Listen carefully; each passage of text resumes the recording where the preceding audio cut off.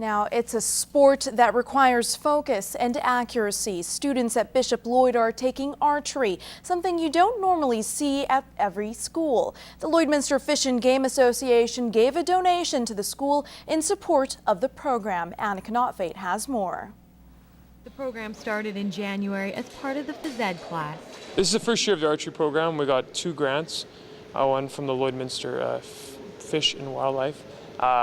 It's been awesome. We think that it's a wholesome activity that's going to lead many of you into the outdoors. And that's Golden says most of the money will go towards new equipment.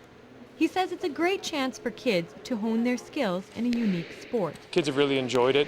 It gives opportunity. We do a lot of team sports, and this is definitely an individual sport. So it gives those kids who just want to concentrate and work hard, and it gives them an opportunity to try a sport that they've never tried before.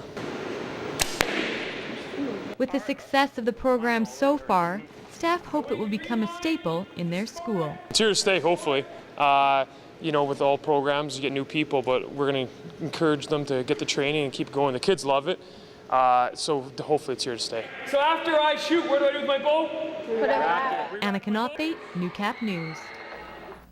Now back to our story. Today marks a somber anniversary that made headlines across the country. 3 armored car guards were shot and killed at the University of Alberta campus, leaving many stunned and looking for answers. One of the victims has a connection to the border city. Vic Juba is Michelle Shigelski's great uncle, and he remembers that tragic day like it was yesterday.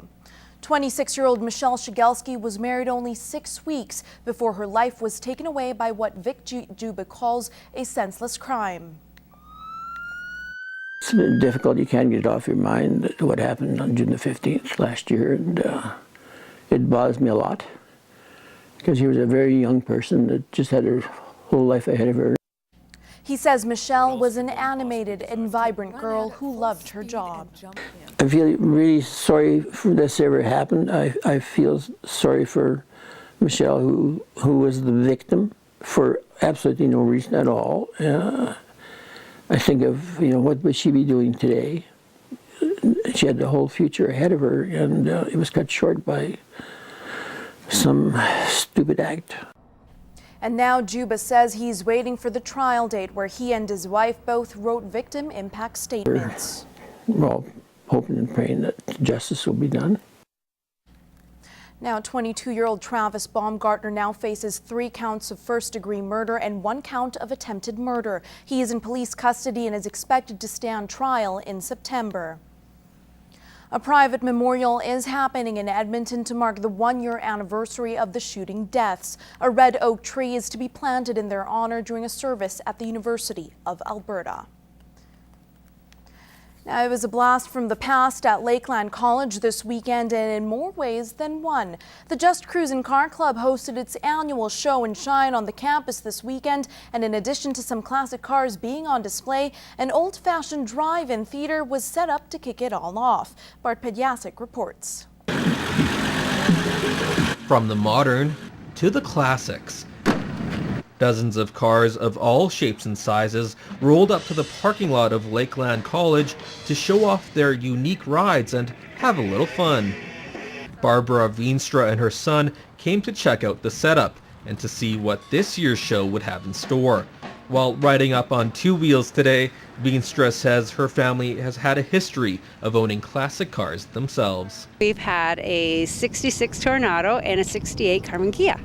So we always enjoy the old cars. But other than a chance to browse cars from around the city, it's the drive-in movie that brought this family to the Lakeland College grounds. Oh yes, when I was a kid they had drive-ins where I'm from, and yeah, that was a big thrill. This is the 2nd year the Just Cruisin' Car Club has featured a drive-in movie to kick off their annual show and shine.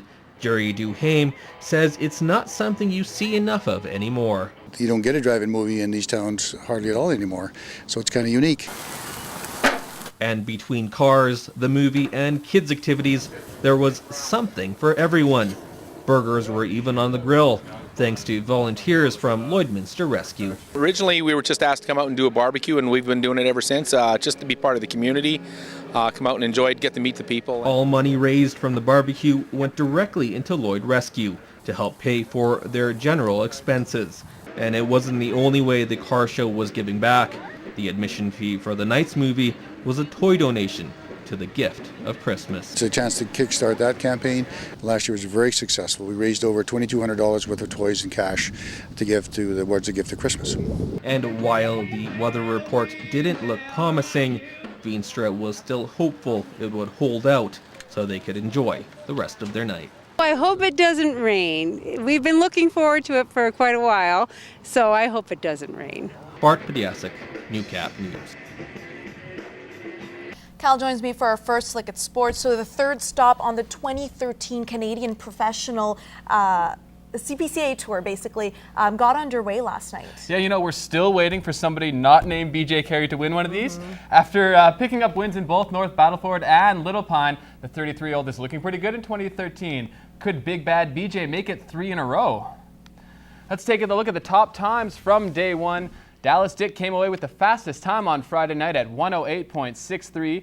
Aztec Safety's BJ Carey continues to tear up the tracks, posting the second quickest time of 108.92. But just as I was leaving the newsroom to head into the studio, I overheard the CPCA broadcast, and after reviewing the tapes, judges have given BJ Carey a 1-second penalty, dropping him out of the top 5 to 6th. Jamie Laboucaine is now second at 109.3. Shane Nolan clocked in at 109.25, good enough for the third best time of the day. Nolan also had the fifth best time at 109.53, so rounding out the top 5 is Lane Brenner, who finished at 109.28, which would now put him at 4th. Last year's co-winners, Ray Mitsuing and Vern Nolan, currently sit 9th and 11th respectively. Day 2 gets underway at 6:30, so just in a few minutes away. Saying the Vandals season hasn't gone as planned so far is a bit of an understatement. After going undefeated en route to a national title in 2012, the Green and Black have opened up 2013 with 2 embarrassing losses. They followed up a 79-1 spanking on opening week with a 62-7 loss last weekend. But there is some good news for the team that's been outscored 141-8. They're hosting the 0-2 Edmonton Stallions this afternoon, so one team is going to have to pick up its first win of the year. And the Vandals are looking good to pick up that first W of the season. At this point, they are currently leading 30-12 in the fourth quarter over at Armstrong Field. Cameraman Graham is there battling the elements right now, so we will have full highlights for you tomorrow. Now to the pro ranks. The CFL preseason kicked off this week, and last night it was the Highway 17 matchup. Alberta on one side, Saskatchewan on the other, as the Eskimos welcome the Rough Riders to Commonwealth Stadium. And the Riders win round 1 as they come away with a 31-24 win.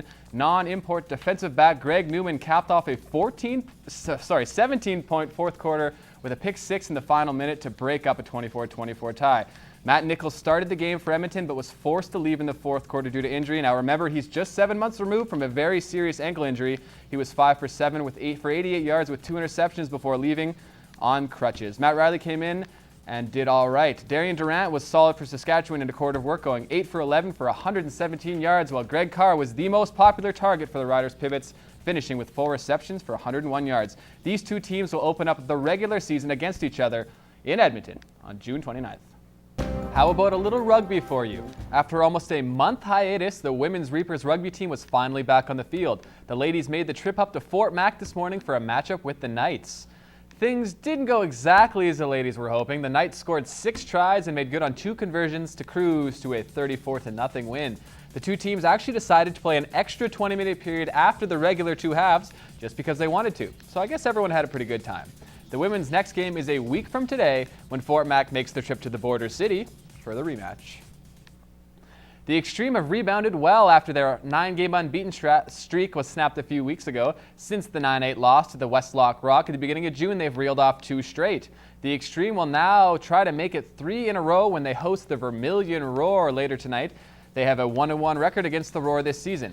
Now, if you're interested in checking out the action, game time is 7:30 at the Kit Scotty Agriplex.